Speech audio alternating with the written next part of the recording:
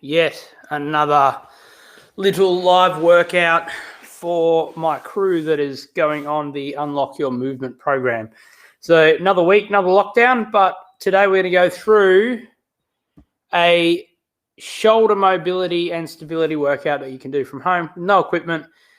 You can use a foam roller to do this first bit, which will be the trigger point series and stuff like that. But we're live, so feel free to jump into the chat and say hello. There will be a Q&A if there is any questions at the end of it.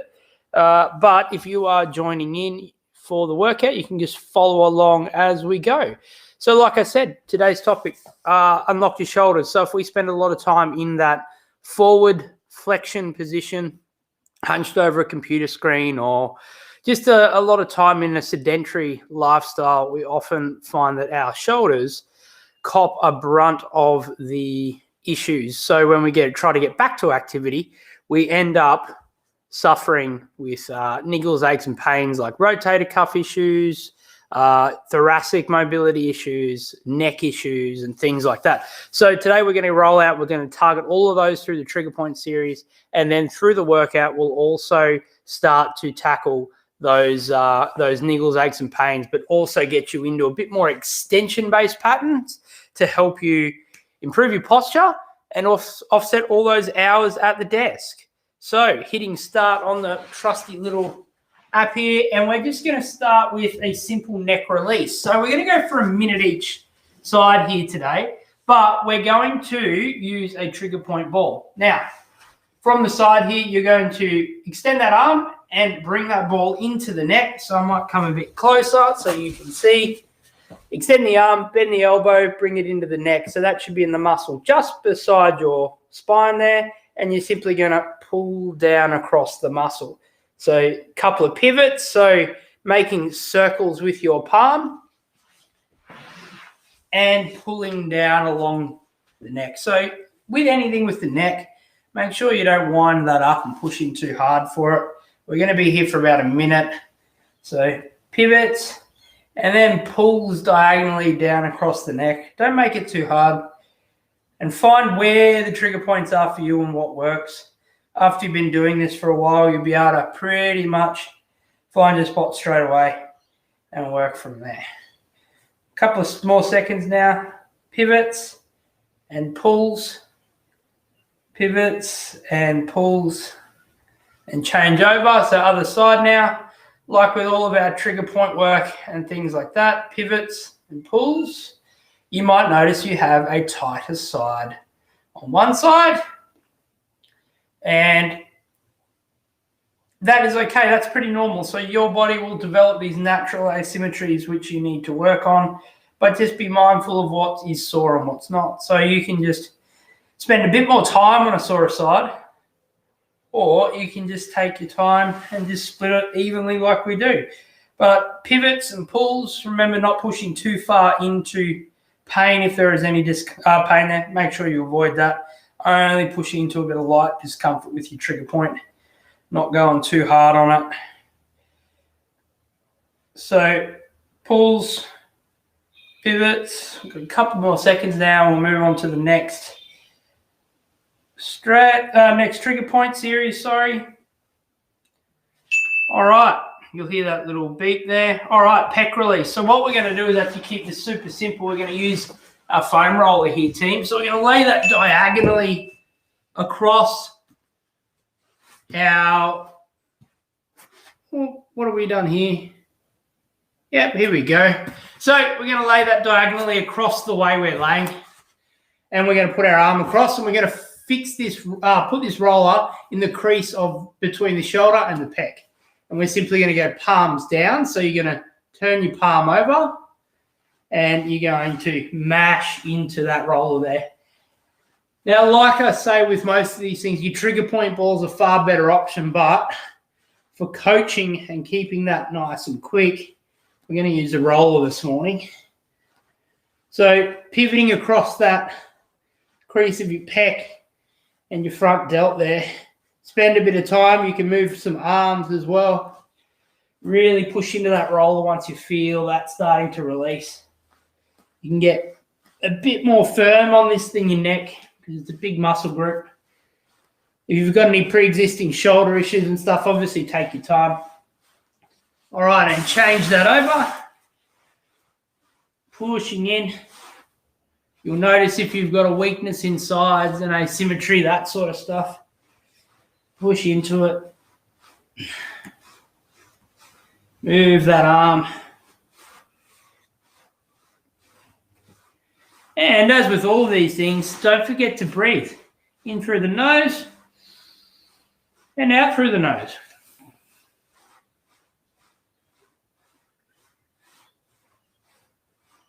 So making sure if you get into a bit of a weird spot or it doesn't feel quite right, wriggle around until you feel the trigger point or you're pushing the pressure on it and drive from there. And remember that palm up position. So turning the hand over, that will help you push a bit more leverage onto the position there.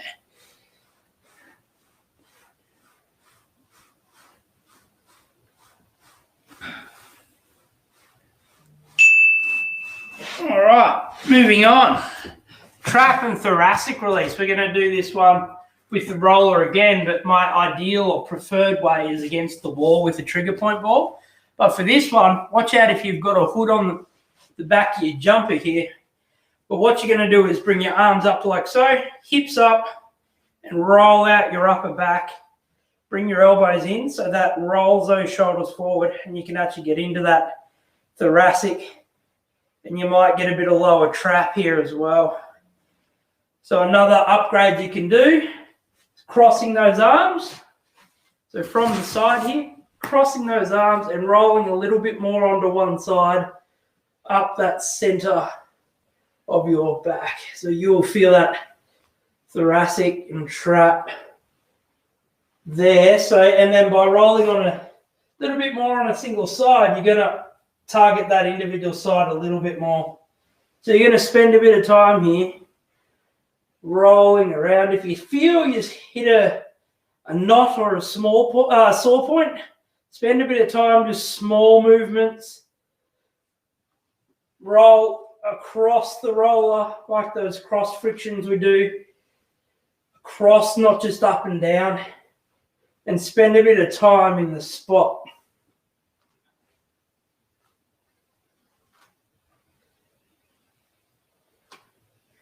Other side, make sure you don't forget that.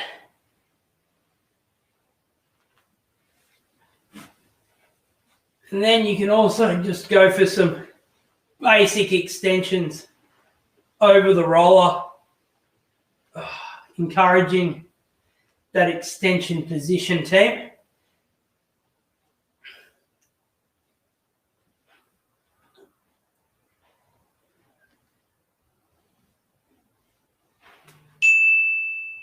Okay, final one is our lat release, which is same bit of equipment, but we're just going to pivot from the center of the back. We're going to roll over. Hands can be behind the head again. You can roll over into that side supported position. So this bottom leg pretty much is a floater, and we're rolling out that side, being our lat, taking our time. So you want to go from right underneath your armpit all the way down to mid-back. And if you're someone that does a lot of pull-ups or spend a lot of time leaning forward, this might be a little bit tight. So spending that time in there, if you feel the sore spot, cross friction again, across the roller, not just up and down.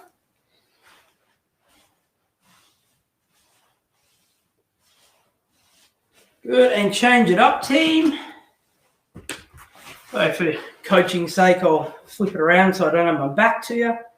You don't have to do that. You literally just roll over and do the other side. And then feeling that there. So you'll notice if you've got a tighter side again here, my right side's vastly tighter than my left. But remembering to breathe through. If you hit a sore spot too, there's nothing wrong with you just sitting on it and breathing. And on the breath out, just imagine that trigger point releasing.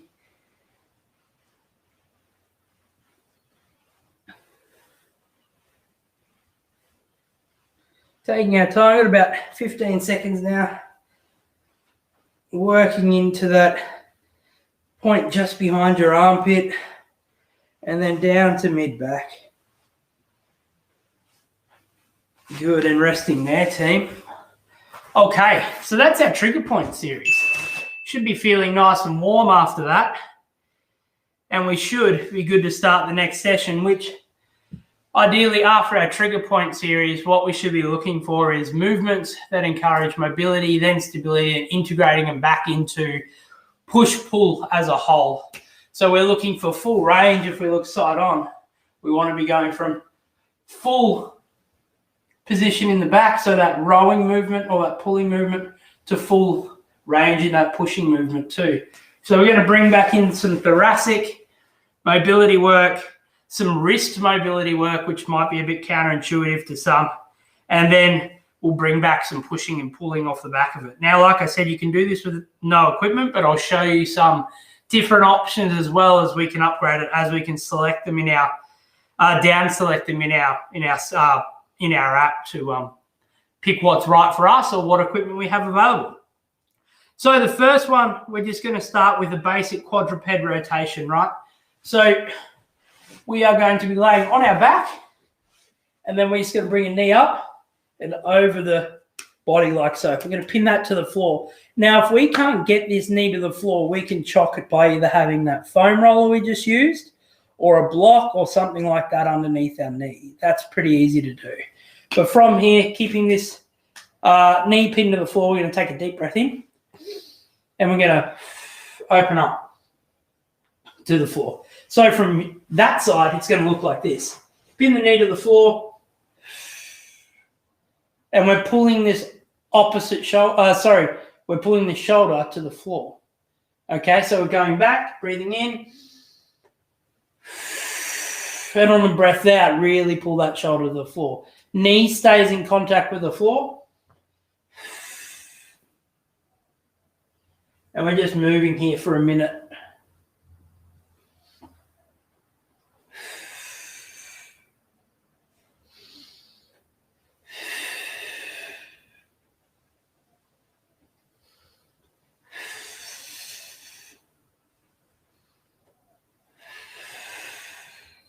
All right, change it up.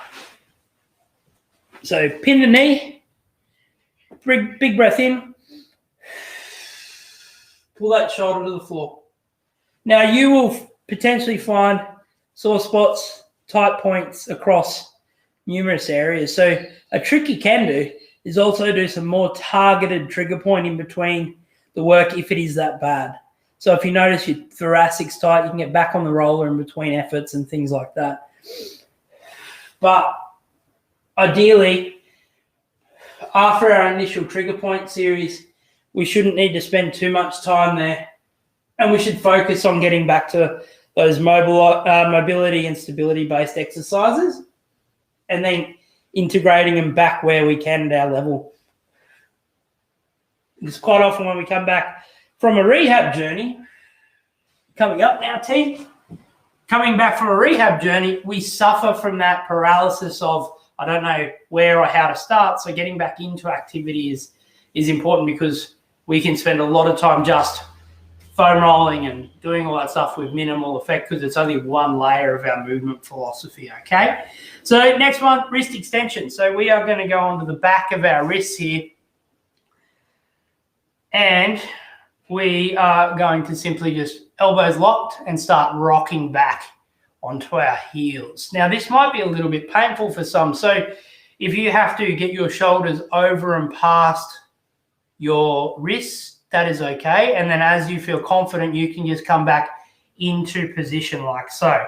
Now, this rocking might be a little bit advanced too. So if you can only just go into a light hold or a light stretch, that's also okay. But ideally, we want to be rolling in and out. If you need to reposition your hands, that's okay too.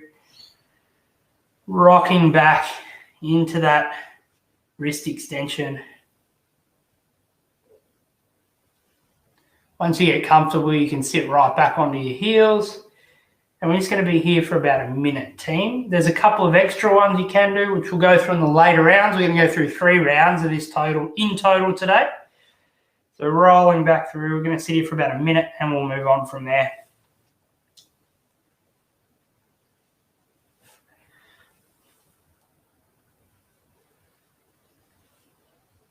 It's nice and easy. If you've got to hold it in position, that's okay. Nothing wrong with that. Take your time and don't push into pain. Keep working there for a second, team.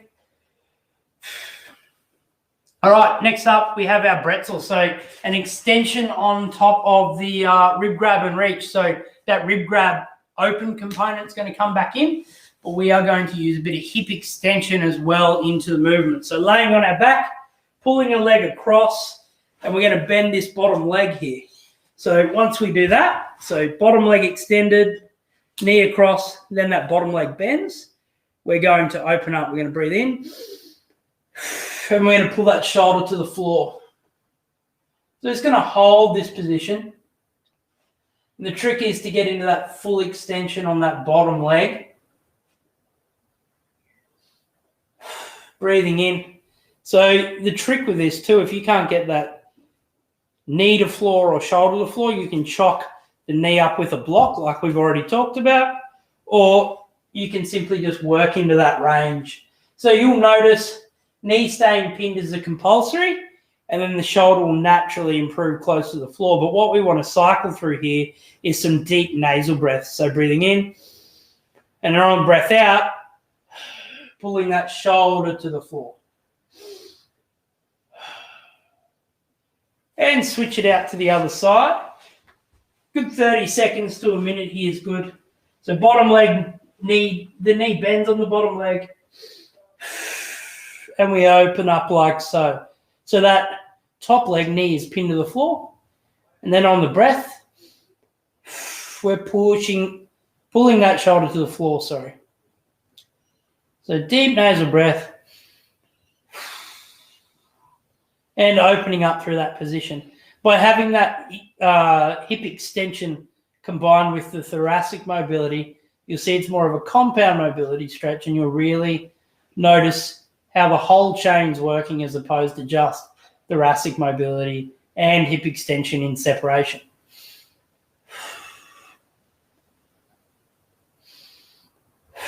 And coming out of there. So next up, we have our push-pull series. Now this will be pulls being rows, horizontal rows. So if we look at a ratio between vertical pulling and horizontal pulling, we should be aiming for a 2-to-1 ratio, so 2 horizontal to 1 vertical. And that's the same with push-pull movements. So for every push, we should be doing 2 pulls. Now that helps keep our posture in alignment, and also is probably just going to preserve our chest, our pecs, and particularly if we're a guy, we love bench press, we love shoulder press, anything that accentuates front of body. So making sure we focus on shoulder blades, scapular rhythm, things like that. And then having a strong horizontal pull will offset a lot of those neck and upper body related flexion issues when we're over the desk all day. So if we're here all day, or we spend a lot of time bench pressing, we need to do a lot of vertical pulling to open us back up into extension. Okay, so first up, if we don't have any equipment, we can just go through some scap flies. So some ITs, Ys, drawing some letters and focusing on scapular control. Now, laying on our stomach, we're going to go through I's, T's, Y's, W's. Pretty straightforward. And we're going to go through 4 times for each letter. Really simply put, okay? So from here, we're on the ground. We're going to be relaxed. And then we're going to take a light activation, or we're just going to set just off the floor in an active position. So set just off the floor. We go from I's, Y's, T's, and then W's. Now the W, we want to focus on bringing those elbows to feet, focusing on squeezing our shoulder blades together. And then as we go back to the I position, not letting that scapula just pull out of position or our shoulders round. So I's, Y's, T's, and W's, focusing on pulling the elbows to the feet, pinching the shoulder blades together, back out to I's, Y's, T's, W's. Let's go through two more. I's, Y's, T's, and W's. Last time through. I's, Y's, T's, W's. And coming out. And from there, we'll go into a quick set of push-ups. If we're proficient, 10 to 15 reps. If not, go to an elevated push-up where you've got your chest up off the floor, whether that's against the bench, against the dining table. Do the reps that work for you that allow you to work full range. So no on knees push-ups. Go for full extension, so knees up off the floor. And the reason why we want to do that is work that full range and control. So if you have to do them on the table or in an elevated position, that's okay too. And the big thing is you don't want to push to fatigue. So if you only have a good 5 reps in you, do 5 good reps. Don't do 10 shitty ones. Chest to floor or chest to object, so that might be chest to dining table, and work from there. So that's one round through. You can see we can then add equipment and make these things a little bit more difficult, or use the equipment we have at our disposal to do.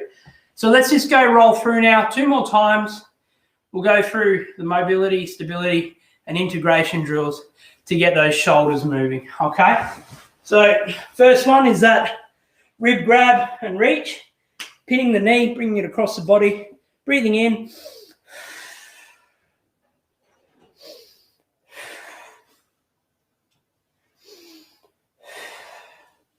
And opening up like so.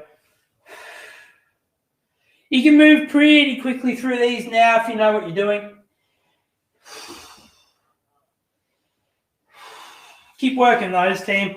The other way you can do as well, if you're down in position, just keep working that. Switch it over if you haven't already, is a quadruped reach. So we can go through range in our quadruped position as well. So on all fours, breathing in. Opening up, letting the eyes function the range. Moving the other side.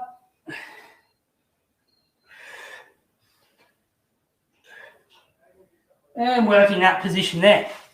Next we have wrist mobility. So let's go through back of wrist now. So flexion, back of the wrist, making a fist. Okay, that rhymes. Didn't intend that.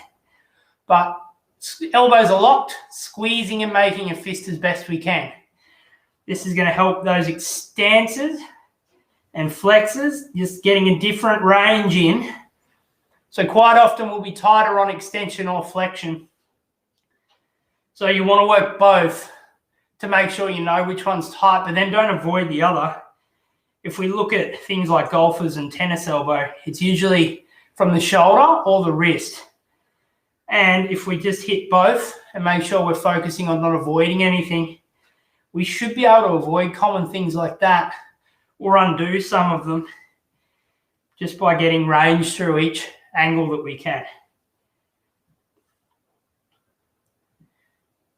Good, and coming down into the bretzel now. So we're knee across the body, bottom leg, knee bends, grabbing hold of that foot. Now don't grab hold of the toes here. Grab hold of the ankle or the top of the foot as best you can. Ankle's ideal.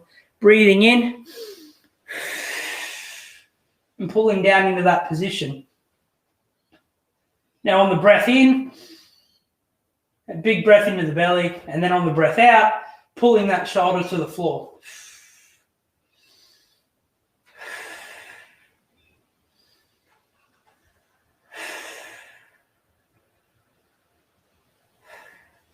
Over time, you should feel that shoulder getting closer and closer to the floor. If you've got the block under the knee, then once you get that shoulder to the floor without the block, with the block, you take the block out, get your knee to the floor and start that journey again of getting shoulder to floor. So once you do this regularly enough, you notice that I can pretty much sit here, switching sides now, knee across, knee bends on the bottom leg.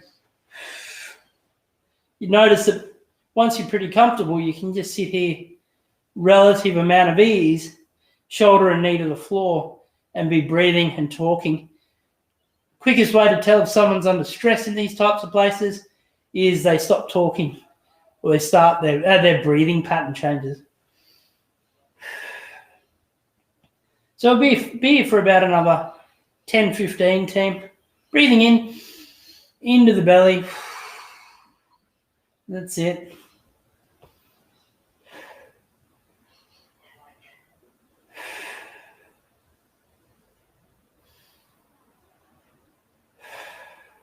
And coming out. So we talked about doing the scaps, I's, T's, Y's, W's. If you don't have any equipment at home, keep doing those. But the only problem with at-home programs is the fact that people miss out on those important rowing exercises because they simply don't have the equipment. But you can do something like getting a medium resistance band. You can get a kettlebell, dumbbell, TRX, gym rings, pull-up bar, all sorts of things. You can get it for really minimal cost.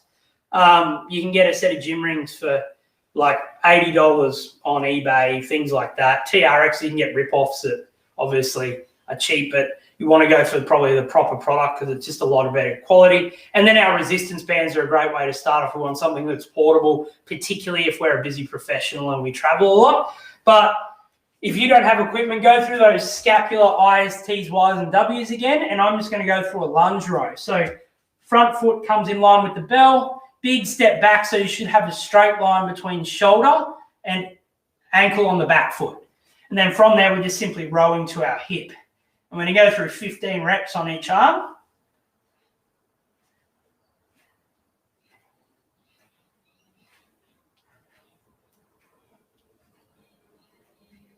Now, the best thing about the lunge row, which I absolutely love, is we get into hip extension on our back leg and flexion on the front. So it's really going to load that hip as well. So rowing to the hip now.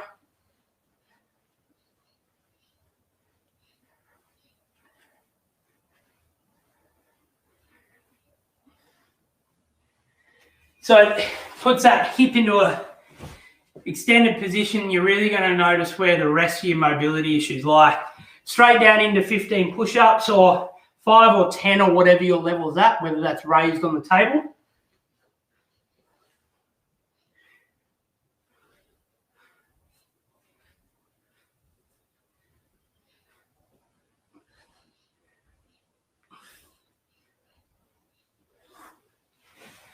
Good. And then final round through now, team.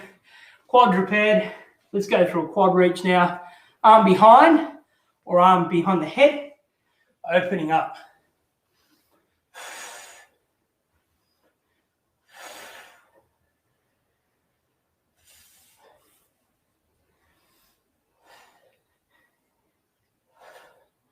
Now, just like the rest of our workouts in this program, you can also use this as prep work for heavier barbell, heavier workouts, or cool down as well. Changing sides. So the trick is to find what works, particularly if you have thoracic mobility issues or issues where you can measure progress through like thoracic rotation stuff. Test all this stuff, work out what improves range and what doesn't. And then keep the stuff that improves range in your program. Down into wrist. We'll go with extension, back to extension now for this final round. We're going to go back through. So find what works. Often we only learn what works once we try. Remember to test, apply the corrective, and then test again. It's the only way to really validate what we're doing in terms of moving the needle on our exercise actually being beneficial for us. If you're someone that's fit, healthy with no problems, go hard, do whatever you want. That's no problems. This is more for people that struggle with injury or are coming back from long-term injury, things like that. All right, down in the bretzel now, team. Knee across, bend that knee, opening up with the breath, and we're in that position. So I'm obviously looking at you, but you should be looking over that shoulder that's on the floor and breathing in That's it. On the breath out, pull that shoulder to the floor if you're not there already. If you've got that block under your knee, make sure you get that shoulder to the floor before you take the block away, or get a smaller object. You don't just have to completely remove the block. If you've got something that's relatively high, get something that's half height, like a book, to help increase the range along the journey. Don't just go to completely floor, because if we can't still get knee to floor, we don't want to be put in a position where we're just going to flounder around and not improve as we go. So knee across, bend the knee, breathe in, pull into the floor. That's it. Breathing in on the breath out. So even someone that trains regularly, you'll notice you have asymmetries in your body with this type of stretch, mobility stretch. I notice I'm a lot tighter through the right side of my lower back and my right hip, which is strange. Well, that's probably not so strange because I've got an ankle that's in pretty bad shape on that right side. And then if you understand fascial slings and stuff like that, my left shoulder's out of whack as well because of recurrent dislocations and reconstruction. So you'll notice where you have these little spots or asymmetries, and it doesn't mean don't train. It means apply the right correctives and the right strategy to train around it where you can, and then improve it where you can as well. And there's also that particular population jumping up, scap YTYs. Now, if you don't have any equipment, I'm going to go for another set of rows. There's also this population of people that go through traumatic injuries and things like that simply aren't going to get range back, which for the most part, this program doesn't deal with those types of things, but you'll also find a lot of those people can still train in some element, maybe, but that's where they really need to engage someone that's got the qualifications, probably in a face-to-face environment, to learn about their individual needs. So if you do have any permanent injuries that really give you a grief, pay someone, go and see him, go get a coach.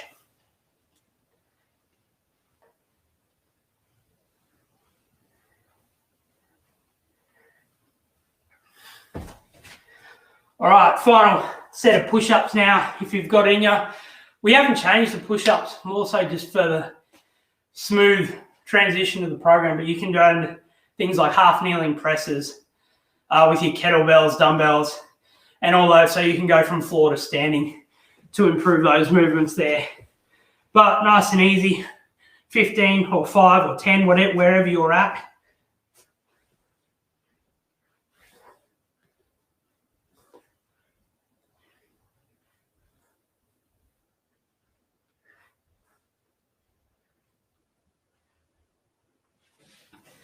And there we have it, team. An easy shoulder workout you can do with no equipment or just a foam roller and a trigger point ball as you go through, and you can upgrade or downgrade or adjust through different exercises depending on the equipment, your skill level, your injuries, or your limitations. All right, another day, another workout done. Enjoy your day, team. I will